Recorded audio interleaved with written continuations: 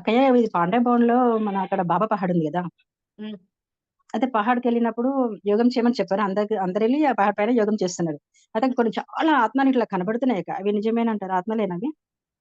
ఏం ఆత్మలు కనిపించడం ఏంటి? అంటే ఇట్లా స్టార్‌లాగా చాలా లైట్‌లాగా అన్ని లైట్‌లాగా చాలా ఇట్లా ఉన్నాయన్నట్లు. అయితే వేరే అక్కయ్యని అడిగితే ఇక్కడ ఆత్మలు మనం యోగం చేస్తాం కదా! దానివల్ల ఆ యొక్క ఆకర్షణ తీసుకోవడానికి ఆత్మలొచ్చి ఉంటాయి అనేసి చెప్పిండన్నట్లు. ఏమో మరి. నాకు మౌంట్ ఆబూ సంగతులైతే తెలీదు. భక్తి మార్గం కనబడ్డాయి దీక్ష అక్కయ్య? ఎందుకంటే మౌంట్ ఆబూలో అన్ని సగం క్రియేషనే ఉంటాయి. ఓ నిజాన్ని అబద్ధంగా, అబద్ధాన్ని నిజంగా రుజువు చేస్తారక్కడ. మీరు జ్ఞానమే అయితే చూసారు కదా! అంత పరమాత్మ అవతరించిన స్థలం నుంచే అజ్ఞానం అన్నది, దేహ జ్ఞానం అన్నది ఎట్లా బయటకొస్తుందో. ఇక అటువంటి చోట్ల ఇట్లాంటివి పుట్టించడానికి క్షణం పట్టదు. ఇంక నేను భక్తి మార్గంలో ఉన్న గుళ్ళు ఇప్పుడు మీరన్నట్టు ఈ గానగాపూరు.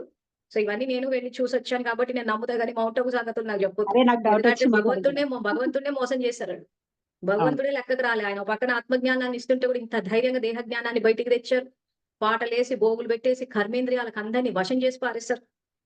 సో, కాబట్టి మరి ఆ విషయం అయితే నాకు తెలీదు. తెలిసింది కాకపోతే క్లారిటీ ఇవ్వలేను నేను.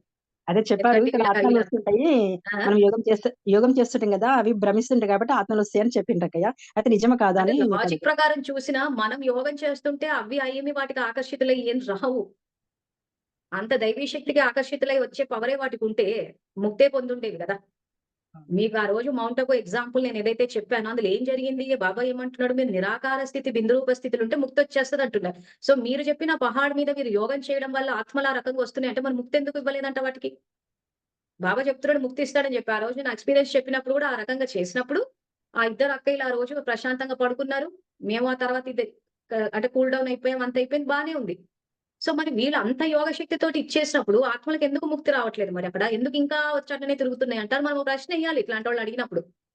ఎందుకంటే బాబా అవునండి. మురళిలో చెప్తున్నాడు మీ ఇప్పుడు శాంతి శక్తితోటి ఇది తమో ప్రధానతని వినాశనం అవుతదంటున్నాడు. శాంతి శక్తితోటి ముక్తి లభిస్తదంటున్నాడు. సో, మీరు మా పహాడ్ మీద పోయి యోగం చేస్తుంటే మరి ఆత్మలకు ముక్తి ఎందుకు రాలేదని మనం ఒక కౌంటర్ ఎయ్యాలన్నమాట. అంతే గదా! అవునండి. మరి. సో, అంటే అక్కడ శాంతి లేదనుకోవాలా? ఉందనుకోవాలా? అన్నది ఇంక అప్పుడు వాళ్ళు చెప్పే దాన్ని బట్టి చూసుకోవాలి మరి. ఆ పహాడ్ మీదన్నా పోయి మనసు ద్వారా చేస్తారా? లే ఆడ గూడా ఏమన్నా పాటలు పెట్టుకొని కూర్చుంటారా? చాలా మటుకు నేను ఏ చూసినంత మటుకు లేదక్కయ్య ఎందుకంటే చాలా మటుకు మొబైల్స్ ఆన్ సైలెంట్‌గానే చేసుకొని ఉంటారు. యోగం కూర్చుంటారు. చేసుకోమంటారు. కానీ యాక్చువల్‌గా అట్లా నిజంగా లేదక్క. శాంతి శక్తిని చేయలేదు. ప్రయోగిస్తే మాత్రము ఆత్మలకి ముక్తి వచ్చేస్తది దుఃఖం నుంచి. మరి మనం మురళి గూడా తీసి చదువుకున్నాం మరి. అది.